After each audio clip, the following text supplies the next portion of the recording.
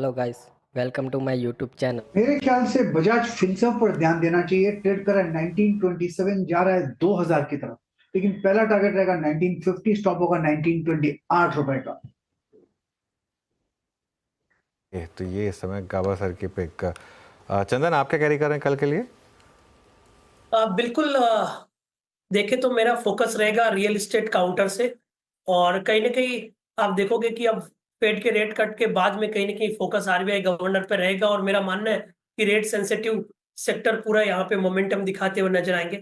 तो ओबेरॉय रियल्टी पे यहाँ पे खरीदारी की सलाह रहेगी। वीकली चार्ट में एक राउंडिंग फॉर्मेशन बन के और लगातार पिछले 10-12 दिनों से हाई टॉप हाई बॉटम के फॉर्मेशन बने हैं। रोल ओवर्स भी बेटर है और मेरा ऐसा मानना है कि कल मंथली एक्सपायरी के चलते यहाँ पे शॉर्ट कवरिंग के ट्रिगर भी बनने चाहिए, क्योंकि स्टॉक अपने वॉल्यूम वेटेज एवरेज से काफी ऊपर चल रहा है। तो 1910 के सपोर्ट से ओबेरॉय रियल्टी पे खरीदारी की सलाह रहेगी। ऊपर में 2040 तक के टारगेट यहाँ पे बनने चाहिए। Okay, Oberoi realty. मानस साहब का ट्रेड थर्सडे मॉर्निंग के लिए। तो देखिए, बजाज फाइनेंस में खरीदारी करने की राय रहेगी। अगर आप पैटर्न देखेंगे तो यहाँ पर करेक्शन हो गया, स्टॉक ने एक बॉटम बनाया है, तो इसके फ्यूचर में खरीदारी करनी है। करंट लेवल्स पे बजाज फाइनेंस के फ्यूचर में खरीदारी करेंगे। 7569 के स्टॉप लॉस से खरीदारी करनी है और 7800 7800 के टारगेट सेट करने हैं बजाज फाइनेंस के फ्यूचर में। पहले बजाज फिनसर्व आया, अब बजाज फाइनेंस आ रहा है। दोनों ही B2 काउंटर्स में एक अपॉर्चुनिटी। अमित, आपका ट्रेड? जी मैं ऑरो फार्मा कैरी करूंगा। ऑरो फार्मा एक स्ट्रॉन्ग 50 डेमा सपोर्ट से एक स्मार्ट रिकवरी दिखा रहा है। ओवरऑल चार्ट स्ट्रक्चर यहाँ पे पॉजिटिव है, तो ऑरो फार्मा बाय करें। स्टॉप लॉस रहेगा 1510 का और टारगेट्स रहेंगे 1550 एंड 1570। ओके, राजेश सरपुते जी, आपकी ट्रेड? अनुज जी, देखिए मुझे लगता है कि पावर स्टॉक्स अच्छे लग रहे हैं। Power grid, NTPC, Tata power. तो सोच रहा था कौन सा लेके जाओ, तो I think I would like to go long with the power grid. मुझे लगता है बहुत ही क्लीन ब्रेकआउट मिला है, आज फॉलो थ्रू मिला है और एक छोटा टारगेट इसका पेंडिंग है, दैट इज 375 का।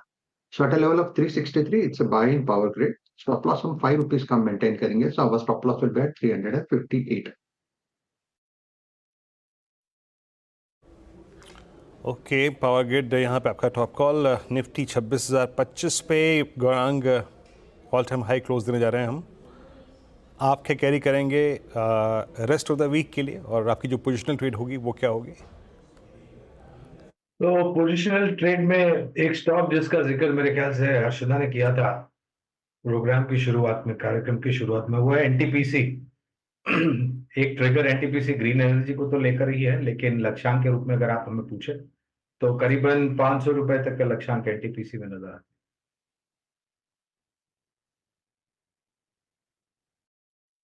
ओके, एनटीपीसी आज इस कार्यक्रम में पावर स्पेस पे काफ़ी बात भी हुई, डिस्कशन भी हुआ और स्ट्रॉन्ग अगर आप देखें तो यहाँ पे व्यूज़ हैं पावर स्पेस को लेके। मीन वाला अगर आप लिखे आइए आज का top gainer, that's I think Tata communication.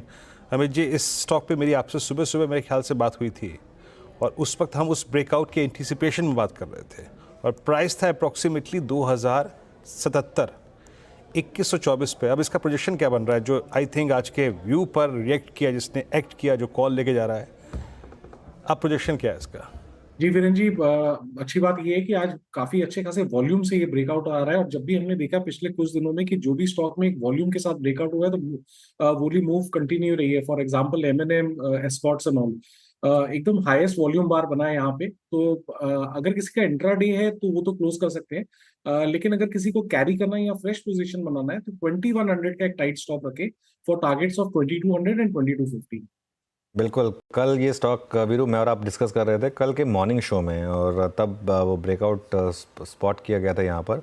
और इनफैक्ट इसका 52 वीक हाई लो की प्लेट देखते हैं, मेरे ख्याल से अभी भी हम अपने इसके स्टॉक के 52 वीक हाई से करीब करीब 50 या 60 रुपये दूर हैं। अगर जो कल हमारी डिस्कशन हो रही थी 2190 के आसपास इसका, ओके आज एक्चुअली क्रॉस किया। कल हम दूर थे 60 रुपये, उसको आज क्रॉस किया। देखिए 3 अप्रैल 2024 को लगाया था इसने ये 52 वीक हाई, और आज इसको क्रॉस किया, तो एक फ्रेश एक्सपेंशन की शुरुआत यहाँ पर टाटा कम्युनिकेशन में। कल 2020 या 30 पर था और अब वहाँ से 100 रुपये का ऑब्वियसली एक शानदार मूव है, तो फ्रेश ऑल टाइम हाई पर ये स्टॉक इस समय ट्रेड करता हुआ। निफ्टी देखिए अब 80 पॉइंट ऊपर 26,021 पर, और अब आप समझिए अगर जिन्होंने कल शॉर्ट किया था और आज कवर नहीं किया वो क्या सोच रहे होंगे। 27272 बहुत ज़्यादा दूर नहीं है बचता, बस 1200 पॉइंट, 4% का कुल मामला है, कोई दिक्कत नहीं है। अच्छा जाते जाते मार्केट में लग रहा है कि वो एक तो पलक झपकते आ जाएंगे लेवल्स। देखिए मार्केट में जब मोमेंटम आता है ना तो वो ऐसे ही आता है। अब क्योंकि क्या होता है कि हर कोई, मैं अभी बता रहा हूँ, आज जैसे फॉर एग्जांपल अब ये सब चर्चाएं हो रही हैं कि भाई मार्केट में इस समय काफ़ी एक्सूबरेंस हो गई है। मैं मानता हूँ मिड कैप में हो गई है एक्सूबरेंस, लेकिन लार्ज कैप ने तो अभी चलना शुरू करा है। जी हाँ, लार्ज कैप ने भी चलना शुरू करा है। और वैल्यूएशन देखिए आप निफ्टी की, वैल्यूएशन देखिए आप बैंक निफ्टी की। बैंक निफ्टी आज भी भले ही ऑल टाइम हाई पर आया हो, वैल्यूएशन के हिसाब से अपने ऑल टाइम हाई से कम 20% चीप होगा, कम से कम। निफ्टी भले ही मतलब चीप ना हो, लेकिन निफ्टी भी अपने मीडियन वैल्यूएशन से थोड़ा ही ऊपर होगा। बैंक निफ्टी तो अपने पीक वैल्यूएशन से एटलीस्ट 20% सस्ता होगा अभी इस समय। तो इसके लिए मूव आने की शुरुआत हुई है। और ऐसे मार्केट नहीं करेगा कि बस सीधा 26,000 पर एक वो गया और फिर नीचे आके 25,000 पे आपको एंट्री दे दी। नहीं, बाय तो आपको यहीं करना पड़ेगा।